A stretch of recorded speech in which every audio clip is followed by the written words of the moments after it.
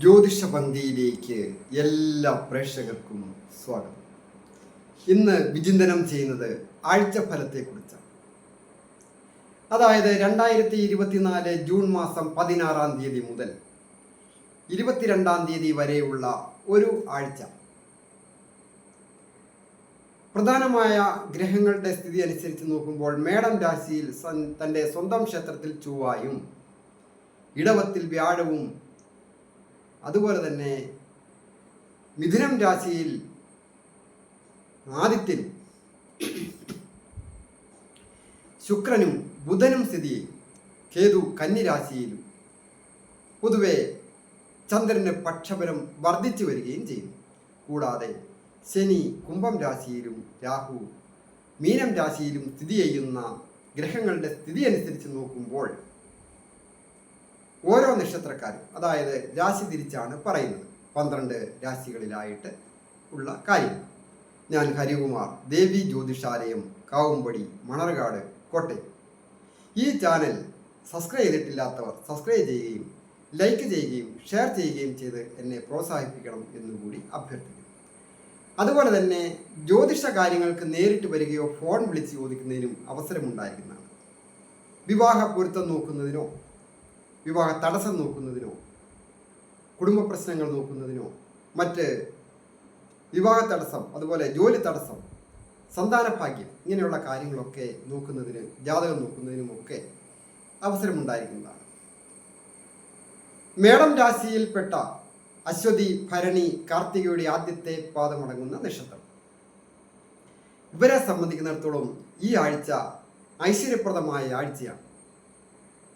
സുഹൃത്തുക്കളും സഹോദരസ്ഥാനീയരും ഒക്കെ സഹായത്തിന് ഉണ്ടാവും. വിജയങ്ങൾ വന്നു ചേരുന്ന ആഴ്ച. ധന ആഗമന യോഗം വന്നു ചേരുന്ന ഒരു ആഴ്ചയും കൂടിയാണ്. തൊഴിൽപരമായ പുരോഗതി വന്നു ചേരും. ദമ്പതികളായിട്ടുള്ളവർക്കും ഐശ്വര്യപ്രദമാണ്.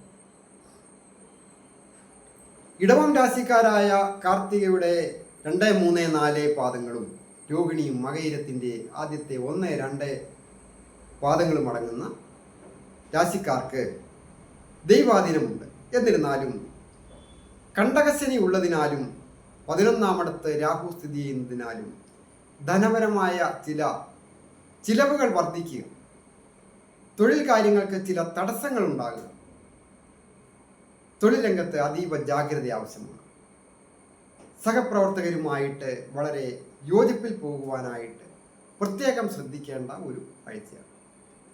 അതുപോലെ ദേഷ്യം വർദ്ധിക്കുന്നതിനും സൂചനയുണ്ട്. വിദ്യാർത്ഥികൾക്ക് വിദ്യ അലസത വന്നു പെടാതെയും ശ്രദ്ധിക്കണം.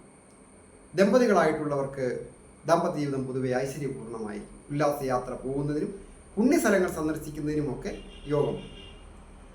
മിഥുനം രാശിക്കാരായിരിക്കുന്ന മകയിരത്തിൻ്റെ 3, 4 പാദവും തിരുവാതിരയും പുണരത്തിൻ്റെ ആദ്യത്തെ 1, 2, 3 പാദങ്ങളും അടങ്ങുന്ന നക്ഷത്രം. ഇവരെ സംബന്ധിക്കുന്നിടത്തോളം ദൈവാധീനം കുറഞ്ഞിരിക്കും. തൊഴിൽ സ്ഥാനത്ത് രാഹു, കുടുംബത്തെ സൂചിപ്പിക്കുന്ന 4-ാമിടത്ത് കേതുവുമാണ്. അങ്ങനെയുള്ളതിനാൽ പല കാര്യങ്ങൾക്കും ഒരു തടസ്സമുണ്ടാകും. അതിന് അധിക ശ്രദ്ധയും ക്ഷമയും വിട്ടുവീഴ്ചയും, ചില കാര്യങ്ങൾക്ക് സാധിക്കുവാനായിട്ട് സാധിച്ചു തരാം എന്ന് ചിലർ വിളിച്ചു വരുത്തിയിട്ട് ചിലപ്പോൾ അത് സമയമാകുമ്പോൾ സാധിക്കാതെ വരിക. അങ്ങനെയുള്ളപ്പോൾ ക്ഷമയും വിട്ടുവീഴ്ചയും ദയയും ഒക്കെ വളരെ ശ്രദ്ധയും ആവശ്യമാണ്. അങ്ങനെയുണ്ടെങ്കിൽ ആ കാര്യം സാധിക്കുക തന്നെ. സ്വന്തം നാട് വിട്ട് തൊഴിൽ ചെയ്യുന്നവർക്ക് വളരെ നല്ലതാണ്. ദമ്പതികളായിട്ടുള്ളവർക്കും നല്ല ഐശ്വര്യപൂർണമായ ആഴ്ചയാണ്. വിദ്യാർത്ഥികൾക്ക് വിജയം വന്നു ചേരും. ടെസ്റ്റുകളൊക്കെ എഴുതുന്നവർക്ക് നല്ല രീതിയിൽ അത് പരീക്ഷയൊക്കെ എഴുതി നല്ല റിസൾട്ട് ഉണ്ടാകുന്നതിന് സൂചന. കർക്കിടകം രാശിക്കാരായിരിക്കുന്ന പുണരത്തിൻ്റെ 4-ാം പാദവും പൂയവും ആയില്യവും അടങ്ങുന്ന നക്ഷത്രം.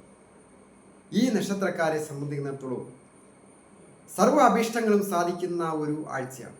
അതായത് ദീർഘകാലമായിട്ട് ആഗ്രഹിക്കുന്ന ഒരു ആഗ്രഹം സാധിക്കുവാൻ യോഗമുള്ള ആഴ്ച. സഹോദരസ്ഥാനീയർ മൂലമോ സുഹൃത്തുക്കൾ മൂലമോ അധിക ധനച്ചെലവുണ്ടാകുവാൻ സൂചനയുണ്ട്. തൊഴിൽപരമായ വിജയങ്ങൾ വന്നു ചേരും.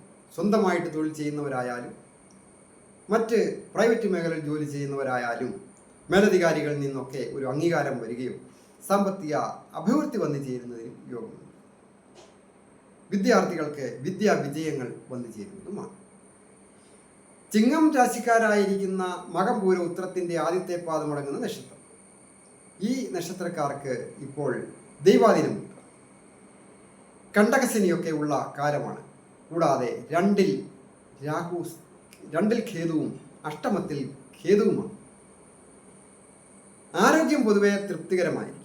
എന്നിരുന്നാലും കഫസംബന്ധമായിട്ടോ വാദസംബന്ധമായിട്ടോ ഒക്കെയുള്ള അസുഖങ്ങൾ ഉണ്ടാകുവാൻ സൂചനയുണ്ട്. വാക്കിലെ സംസാരമൊക്കെ വളരെ ശ്രദ്ധിക്കേണ്ട ഒരു ആഴ്ചയാണ്. പ്രത്യേകിച്ച് മേലധികാരികളോ മാതാപിതാക്കളോട് ഒക്കെ സംസാരിക്കുന്ന അവസരത്തിലും ജീവിത പങ്കാളിയുമായിട്ട് സംസാരിക്കുന്ന അവസരത്തിലുമൊക്കെ ദേഷ്യം പാടില്ല. ദാമ്പത്യ ജീവിതത്തിലും അഭിപ്രായ വ്യത്യാസം ഉണ്ടാകുവാൻ സൂചനയുണ്ട്. പ്രണയിക്കുന്നവർക്ക് പ്രണയഭംഗം ഉണ്ടാകുവാൻ സൂചനയുണ്ട്. അതുപോലെ തന്നെ കൊള്ളുകയറാത്ത പ്രണയങ്ങളോ മറ്റിടപാടുകളോ ഒക്കെ വന്നു ചേരാനും സൂചനയുള്ള ഒരു ആഴ്ചയാണ്. തൊഴിൽ വിജയങ്ങൾ വന്നു ചേരും. ഒരു പ്രൊമോഷൻ, അധികാരം ഇതൊക്കെ വന്നു ചേരുവാനായിട്ട് യോഗമുള്ള ഒരു ആഴ്ച. കന്നിരാശിക്കാരായിരിക്കുന്ന ഉത്തരത്തിൻ്റെ 2, 3, 4 പാദങ്ങളും അത്തവും ചിത്രയുടെ ആദ്യത്തെ 1, 2 പാദങ്ങളും അടങ്ങുന്ന നക്ഷത്രം. ഇവർക്ക് ദൈവാധീനം വർദ്ധിച്ചിരിക്കുന്നു. എന്നിരുന്നാലും രാശിയിൽ കേതു സ്ഥിതി ചെയ്യുന്നതിനാൽ ആരോഗ്യം വളരെ ശ്രദ്ധിക്കുക. തൊഴിൽപരമായ പുരോഗതി വന്നു ചേരും. അത് പ്രൊമോഷൻ കിട്ടുന്നതിനും സഹപ്രവർത്തകരുടെ ഒരു സഹകരണവും മേലധികാരികളിൽ നിന്ന് ഒരു അംഗീകാരവും ഒക്കെ ലഭിക്കും. വിദേശത്ത് പോകണമെന്ന് ആഗ്രഹിക്കുന്നവർക്ക് ചില തടസ്സങ്ങൾ സൂചകമാണ്. വാഹന സംബന്ധമായിട്ടും ഗൃഹസംബന്ധമായിട്ടും ഒക്കെ നല്ലതാണ്. വിദ്യാർത്ഥികൾക്ക് വിദ്യാവിജയങ്ങൾ വന്നു ചേരുന്നതുമാണ്. തുലാം രാശിക്കാരായിരിക്കുന്ന ചിത്രയുടെ 3, 4 പാദങ്ങളും ചോതിയും വിശാഖത്തിൻ്റെ ആദ്യത്തെ 1, 2, 3 പാദങ്ങളും അടങ്ങുന്ന നക്ഷത്രം. ഈ നക്ഷത്രക്കാർക്ക് ദൈവാധീനം കുറഞ്ഞു നിൽക്കുന്നു. എന്നിരുന്നാലും അധിക ദോഷങ്ങൾ സൂചകമല്ല. അതായത് ഭാഗ്യാധിപൻ തൻ്റെ സ്വന്തം ക്ഷേത്രത്തിൽ ബലവാനായിട്ട് നിൽക്കുമ്പോൾ 11ാം ഭാവാധിപനും കൂടെയുണ്ട്.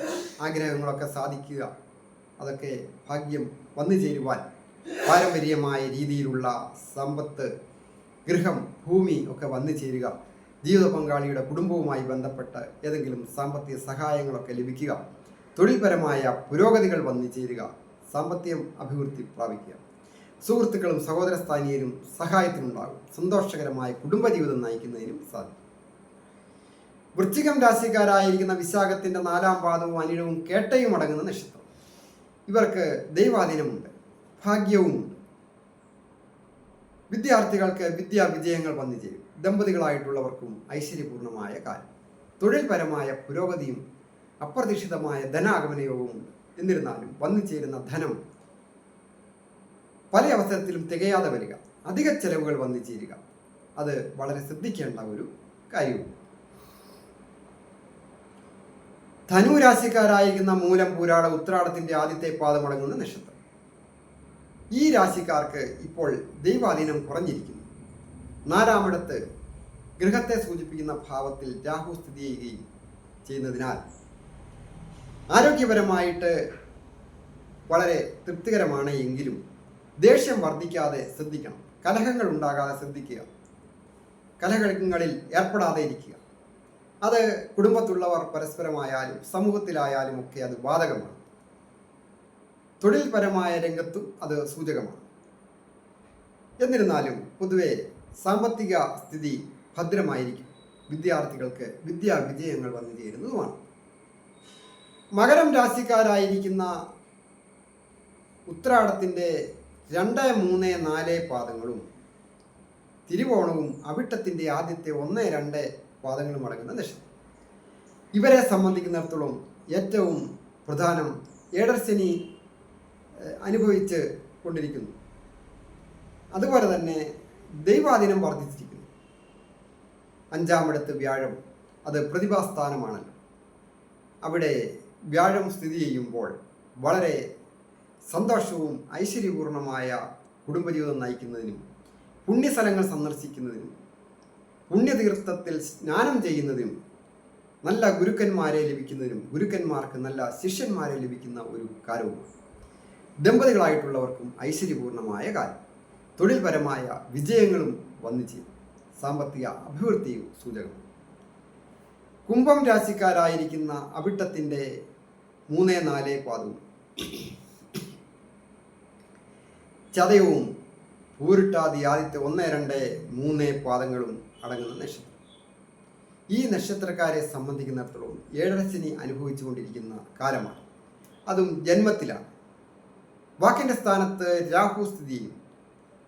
എന്നിരുന്നാലും ദൈവാധീനം വർദ്ധിച്ചിരിക്കുന്നു. സുഖസ്ഥാനത്ത് സർവേശ്വരകാരകനായ വ്യാഴം സ്ഥിതി ചെയ്യുന്നതിനാൽ പല കഷ്ടതകളിൽ നിന്നും നഷ്ടങ്ങളിൽ നിന്നും, പ്രത്യേകിച്ച് കുടുംബത്തിൽ ദൈവാധീനം ഉണ്ടെങ്കിൽ കുടുംബത്തിൽ ചെന്ന് കയറിയാൽ ഒരു സ്വസ്ഥത കിട്ടും. ആ സ്വസ്ഥത അത് തൊഴിൽ സ്ഥലത്തും ലഭിക്കും. അതുവഴി സാമ്പത്തിക അഭിവൃദ്ധി വന്നു ചേരും. വിദ്യാർത്ഥികൾക്ക് വിദ്യാ വിജയങ്ങൾ വന്നു ചേരുന്നതിനും യോഗവും ഭാഗ്യവുമുള്ള ആഴ്ച. മീനം രാശിക്കാരായിരിക്കുന്ന പൂരിട്ടാതി 4-ാം പാദവും ഉത്രട്ടാതിയും രേവതിയും അടങ്ങുന്ന നക്ഷത്രം. അവരെ സംബന്ധിക്കുന്നതും ദൈവാധീനം കുറഞ്ഞിരിക്കും. രാശിയിൽ ഇപ്പോൾ രാഹു സ്ഥിതി ചെയ്യുന്നു. അങ്ങനെ പലതരത്തിലും 7ര ശനി ആരംഭിച്ചിരിക്കുന്നു. അങ്ങനെയൊക്കെ നോക്കുമ്പോൾ പല വിധത്തിലും ആരോഗ്യപരമായ പ്രശ്നങ്ങൾ, പ്രത്യേകിച്ച് കൊച്ചുകുട്ടികളായാലും വാർദ്ധക്യത്തിലുള്ളവരായാലും ചില മധ്യവയസ്കർക്കുമൊക്കെ ചില അസുഖങ്ങളൊക്കെ ഉണ്ടാകാം. പ്രത്യേകിച്ച് ഞരമ്പ് സംബന്ധമായിട്ടും വാദസംബന്ധമായിട്ട് കഫസംബന്ധമായിട്ടൊക്കെ. അപ്പോൾ എപ്പോഴും നമുക്ക് ഈ നക്ഷത്രക്കാർ ആരോഗ്യം സംരക്ഷിക്കുന്ന രീതിയിൽ ഒരു പ്രൊട്ടക്ഷൻ എടുക്കുന്നത് വളരെ നല്ലതാണ്. അധികം തണുപ്പടിക്കാതെയും ചൂടടിക്കാതെയും, പ്രത്യേകിച്ച് ഭക്ഷണ കാര്യങ്ങളിലും ഒക്കെ യാത്രാവേളകളിലും വളരെ ജാഗ്രത പാലിക്കണം. വാക്ക് എടുത്ത് പ്രയോഗിക്കുമ്പോൾ മറ്റുള്ളവർക്ക് വേദന ഉണ്ടാകുന്ന രീതിയിൽ ആകാതെ വളരെ ശ്രദ്ധിക്കേണ്ടതാണ്. തൊഴിൽപരമായ വിജയങ്ങൾ വന്നു ചേരും. സാമ്പത്തിക അഭിവൃദ്ധി വന്നു ചേരുന്നതോടൊപ്പം അധികാരം ലഭിക്കത്തക്ക രീതിയിൽ ഉത്തരവാദിത്തം വർദ്ധിക്കുകയും അധ്വാനഭാരം ഏറിയുമൊക്കെ വരുന്ന ഒരു കാലമാണ്. വിദേശത്തായിരിക്കുന്നവർക്കും പൊതുവെ നല്ല ഒരു ആഴ്ചയാണ്. പ്രധാനമായിട്ട് അധിക ക്ലേശങ്ങളൊക്കെ ഉള്ളവർ അവരവരുടെ തൊട്ടടുത്തുള്ള നാഗരാജ ക്ഷേത്രത്തിലൊക്കെ മഞ്ഞപ്പൊടിയൊക്കെ വെച്ച് പ്രാർത്ഥിക്കുക. കൂടാതെ ദേവീക്ഷേത്രത്തിൽ ദർശനം നടത്തി പ്രാർത്ഥിക്കുന്നതും ഉത്തമമാണ്. മഹാദേവന് ജലധാര പോലെയുള്ള വഴിപാടുകൾ ചെയ്യുക. ശാസ്താവിന് നീരാഞ്ജനം, ഗണപതി ഹോമം വഴിപാട് ഗണപതിക്ക് നടത്തുന്നതും ഒക്കെ വളരെ ഐശ്വര്യപ്രദമാണ്. കഷ്ടതകൾ മാറുകയും പുരോഗതി പ്രാപിക്കുവാനായിട്ട് സാധിക്കും. ഞാനീ പറഞ്ഞത് ഗോചര ഫലങ്ങളാണ്. ഓരോരുത്തരുടെയും വ്യക്തിപരമായ കാര്യങ്ങൾ അറിയുവാൻ ഡേറ്റ് ഓഫ് ബർത്തും ടൈമും വെച്ചുകൊണ്ട് ജാതകം നോക്കുക തന്നെ വേണം. അതിന് നേരിട്ട് വരികയോ ഫോൺ വിളിച്ച് ചോദിക്കുന്നതിനും അവസരമുണ്ടായിരുന്നു.